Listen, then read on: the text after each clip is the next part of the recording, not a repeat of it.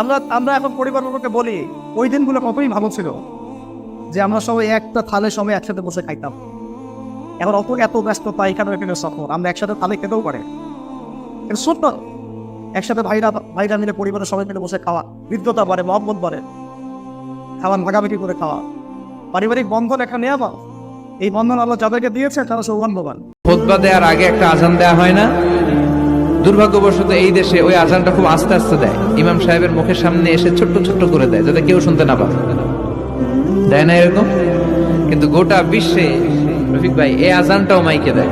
আমার কাছে প্রশ্ন করে যে হুজুর, অনেককে ভালোবাসে কিন্তু ধোকা দেয়, আপন রক্ত হয়েও জায়গা সম্পত্তির জন্য, দুনিয়াদারির জন্য ধোকা দেয়। দেয় কি দেয় না? টাকা পয়সা দুনিয়াদারি এমন এক খারাপ জিনিস, আসফালা সাফিলিন বলা হয়েছে এই দুনিয়াকে, নিকৃষ্ট জায়গা। আপনি ধোকা খেয়ে বোকা হবেনি। আমার নবীর কাছে এক সাহাবা এসে বলছে, ইয়া রাসূলুল্লাহ, যাকে ভালোবাসি, যাকে বিশ্বাস করি, সেই ধোকা দেয়, চিনবো কিভাবে কে সত্যিকারের বিশ্বস্ত? আমার নবী বলতেছেন, তাহলে বিশ্বস্ত হওয়ার একটা ওজিফা দিলেন। সুবহানাল্লাহ বলেন। বলে ইয়া আলিমু ইয়া রহমানু ইয়া রাহিমু, পড়েন ইয়া আলিমু ইয়া রহমানু ইয়া রাহিমু, ইয়া আলিমু ইয়া রহমানু ইয়া রাহিমু, তিনবার পরে বলতেছে, মনে মনে তিনবার পরে যাকে বিশ্বাস করতে চান তার চোখে চোখ রাখেন।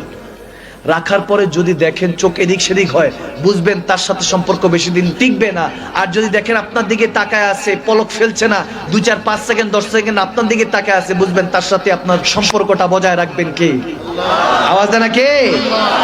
আবার দেখো যুবক, কোনো জায়গায় ট্রাই করো না। বুঝে গেছেনি? যুবক তো বড় মারাত্মক, কোনো জায়গায় ট্রাই করা যাবে না। এটা হলো আপনার বিশ্বস্ত বন্ধু চেনার উপায়। বলেছি কি কষ্ট হয়েছে? আল্লাহ হেফাজত করুক, আমিন বলেন। আল্লাহর কাছে চাইতে হয়, সিরাতে মুস্তাকিম চাইতে হয়, ইহদিনাস সিরাতাল মুস্তাকিম।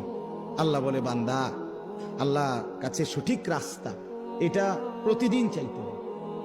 এতটা গুরুত্ব কেন দিলেন? ফজরের নামাজ, জোহর, আসর, মাগরিব, এশা, ফরজ নামাজ, সুন্নত নামাজ, নফল নামাজ, তাহাজ্জুদ নামাজ, আউয়াবিদ নামাজ, ইশরাকের নামাজ। আপনি বলেন, আরে আল্লাহ, আমি প্রথম রাকাতে কইছি তো এটা। আল্লাহ আবার কো, আবার কো, তৃতীয় রাকাত আবার কো, বেটা আবার কো, আবার কো, কারণ এটা তোর প্রতিদিন দরকার। ইহদিনাস সিরাতাল মুস্তাকিম।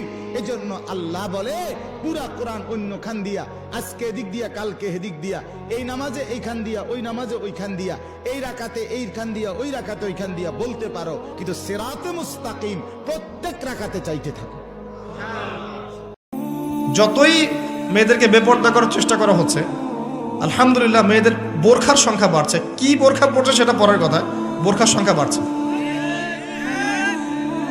এরপরে যারা পড়ছে ওদেরকে আমরা রিকোয়েস্ট করব যে ডিজিটাল বোরখাটা ছেড়ে দেন, যেটা যেটা পরে আপনার দেহের কাঠামো বোঝা যায়, এটা ছেড়ে দেন। ছেড়ে দিয়ে এমন একটা বোরখা বানান যেটা ঢিলে ঢালা, যেটা পরলে আপনার দেহের কাঠামো বোঝা যায় না।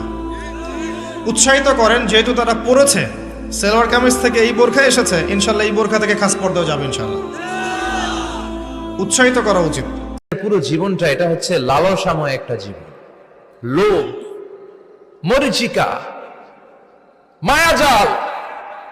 এই মায়াজালে আমরা আটকে আছি, ফলে মৃত্যুর কথা আমরা ভুলে গিয়েছি। পাগলের মতো ছুটছি, আরো টাকা লাগবে, আরো খ্যাতি লাগবে, আরো যশ লাগবে, আরো দাপট লাগবে। আমার এত টাকা দিয়ে কি হবে? এত সম্পদ দিয়ে কি হবে? এত ব্যস্ততা দিয়ে কি হবে তোমার? স্টপ, থামুন, অনেক হয়েছে। আন্না